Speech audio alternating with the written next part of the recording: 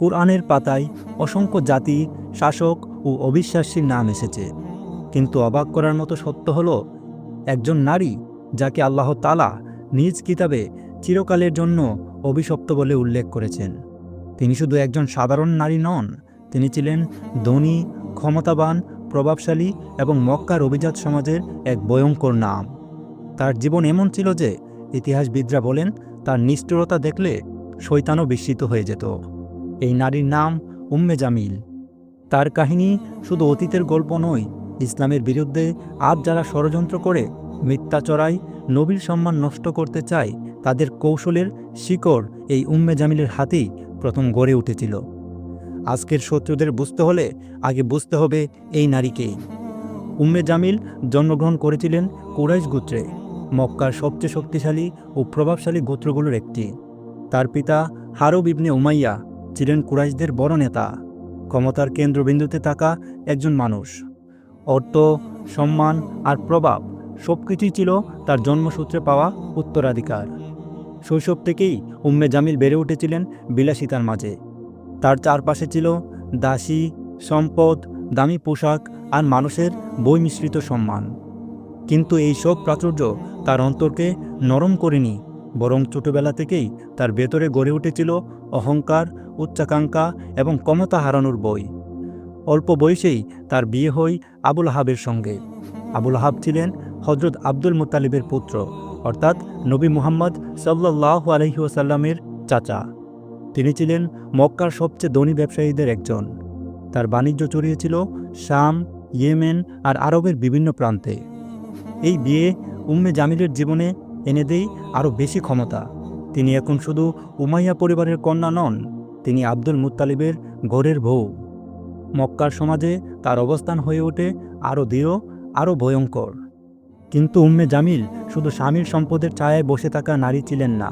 তার আসল শক্তি ছিল তার তীক্ষ্ণ জিহ্বা। তিনি জানতেন কিভাবে কথা দিয়ে মানুষকে বিষিয়ে তুলতে হয়, কিভাবে গুজব চড়িয়ে সম্মান ধ্বংস করতে হয়, কিভাবে হাসিমুখে বিষ ঢেলে দিতে হয় অন্যের জীবনে। মক্কার নারীদের উপর তার প্রভাব ছিল অপরিসীম।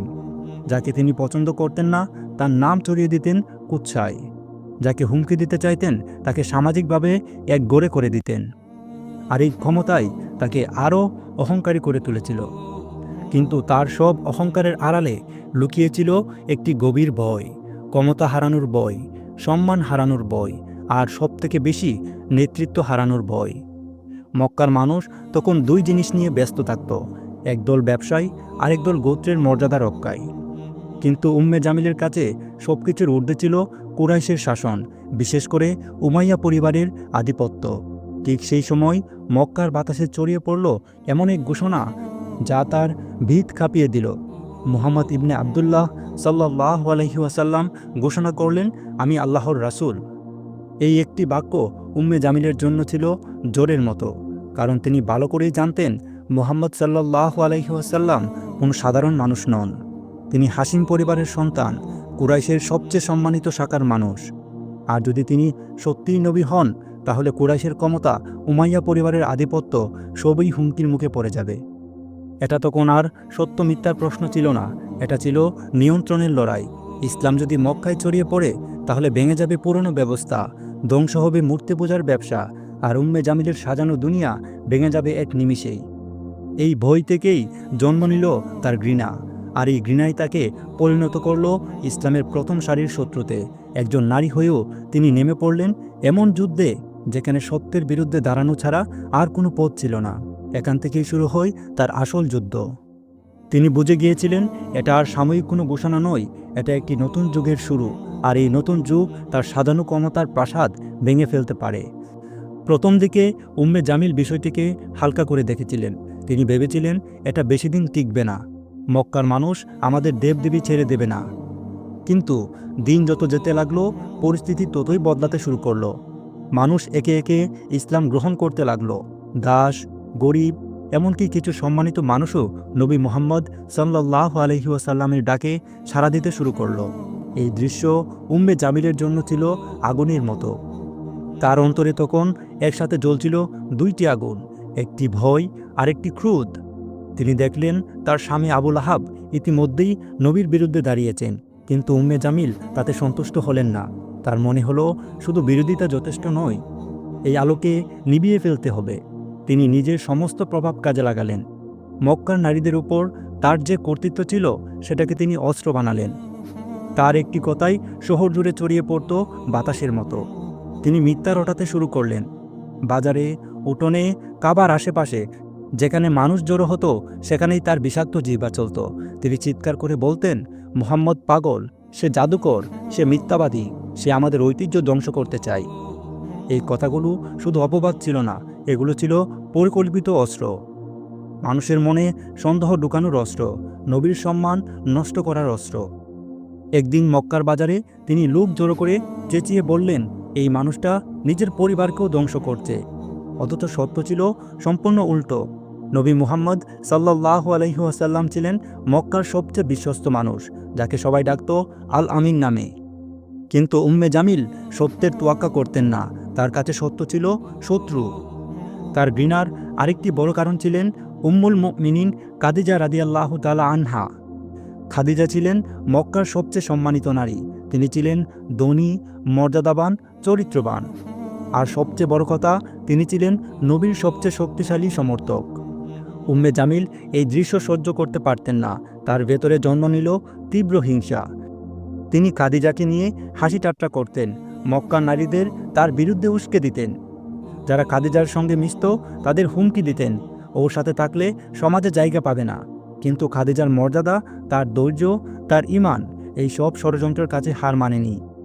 তার শান্ত উপস্থিতি উম্মে জামিলের আগুনে ঘি ঢেলে দিত।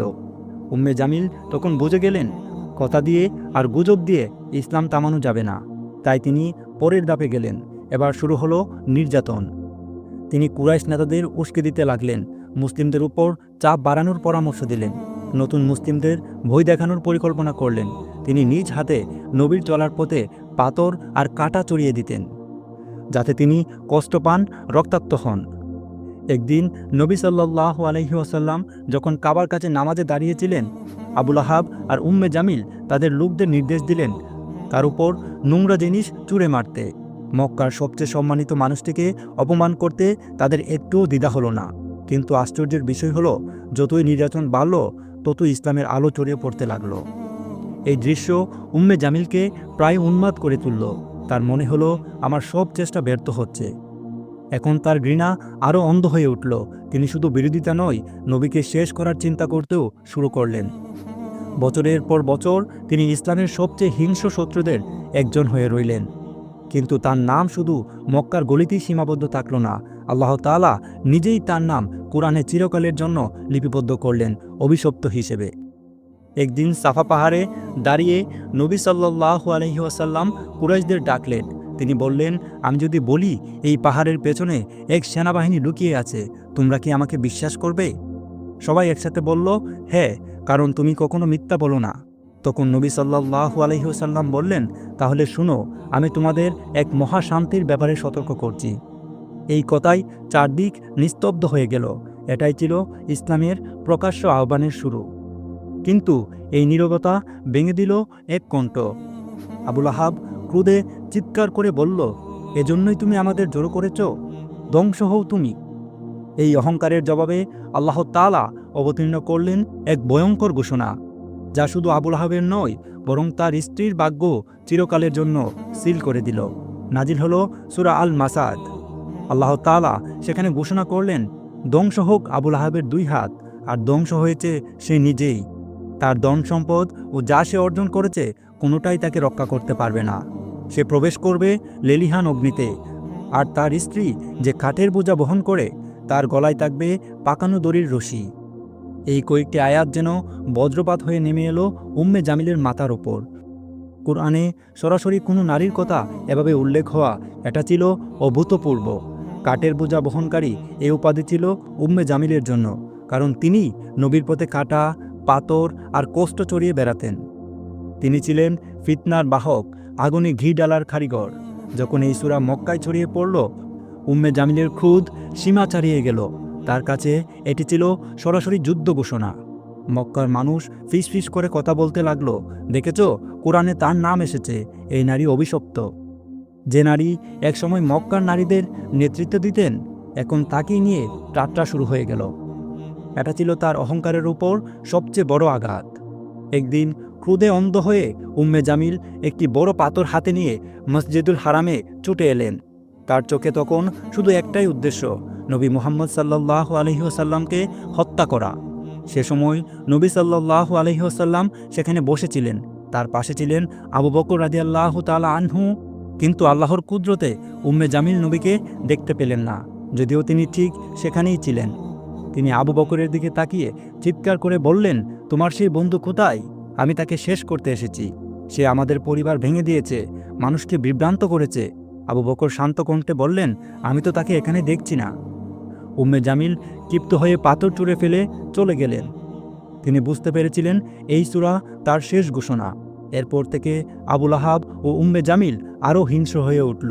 তারা মুসলিমদের বিরুদ্ধে সামাজিক ও অর্থনৈতিক বয়কটের নেতৃত্ব দিল। 3 বছর ধরে মুসলিমরা অনাহারে, কষ্টে, নিপীড়নে দিন কাটালো, কিন্তু আল্লাহর আলো নিভে গেল না। অবশেষে এলো আল্লাহর বিচার। এক ভয়ঙ্কর রোগ মক্কায় ছড়িয়ে পড়ল। আবু লাহাব সেই রোগে আক্রান্ত হলো। তার শরীর এমন বিকৃত হয়ে গেল যে কেউ তার কাছে যেতে সাহস করত না। যে মানুষ একসময় ক্ষমতার শীর্ষে ছিল, এখন তাকে সবাই পরিত্যাগ করল, এমনকি তার স্ত্রী উম্মে জামিলও। আবু লাহাব একা একা ব্যথায় কাতরাতে কাতরাতে মারা গেল। তার লাশ পড়ে রইল দিনের পর দিন, কেউ দাফন করতে এগিয়ে এলো না। শেষ পর্যন্ত কিছু লোককে টাকা দিয়ে তার দেহ একটি গর্তে ফেলে উপর থেকে পাথর ছুঁড়ে ডেকে দেওয়া হলো। তার ধন সম্পদ, তার গর্ব, তার অহংকার সব মাটির নিচে চলে গেল। আবু লাহাবের মৃত্যুর পর উম্মে জামিল সম্পূর্ণ একা হয়ে পড়লেন।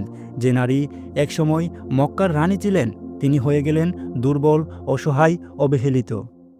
মানুষ ফিসফিস করে বলতো সূরা মাসাদের অভিশাপ কাজ করেছে, কিন্তু তবুও তিনি থামলেন না। ঘৃণা তার অন্তর গ্রাস করে নিয়েছিল। অবশেষে তার পরিণতিও এলো ভয়াবহভাবে। কেউ বলে একটি বড় পাথরের নিচে চাপা পড়ে তিনি মারা যান। কেউ বলে একটি দড়ি তার গলায় পেঁচিয়ে তার শ্বাস রোধ হয়ে যায়। যেভাবেই হোক, তার গলায় থাকবে পাকানো দড়ির রশি। এই আয়াত বাস্তবে পরিণত হয়। এভাবেই শেষ হয় উম্মে জামিল ও আবু লাহাবের অধ্যায়। এই ঘটনা শুধু ইতিহাস নয়, এটি একটি সতর্কবার্তা। যারা সত্যের বিরুদ্ধে দাঁড়ায়, অহংকারে অন্ধ হয়, ক্ষমতার নেশায় আল্লাহকে ভুলে যায়, তাদের পরিণতি কখনো ভিন্ন হয় না। হে আল্লাহ, আমাদের অন্তরকে উম্মে জামিল ও আবু লাহাবের মতো সিল করে দেওয়া অন্তর থেকে রক্ষা করো। আমাদের নবীর দেখানো পথে চলার তৌফিক দান করো। আমাদের চরিত্রকে নরম করো, অহংকার, হিংসা ও ঘৃণা থেকে দূরে রাখো। আমিন ইয়া রাব্বাল আলামিন। প্রিয় দর্শক, ভিডিওটি যদি ভালো লাগে তাহলে লাইক করুন এবং শেয়ার করুন। এরকম আরও ইসলামিক ঘটনার ভিডিও পেতে আমাদের চ্যানেলটি সাবস্ক্রাইব করতে ভুলবেন না।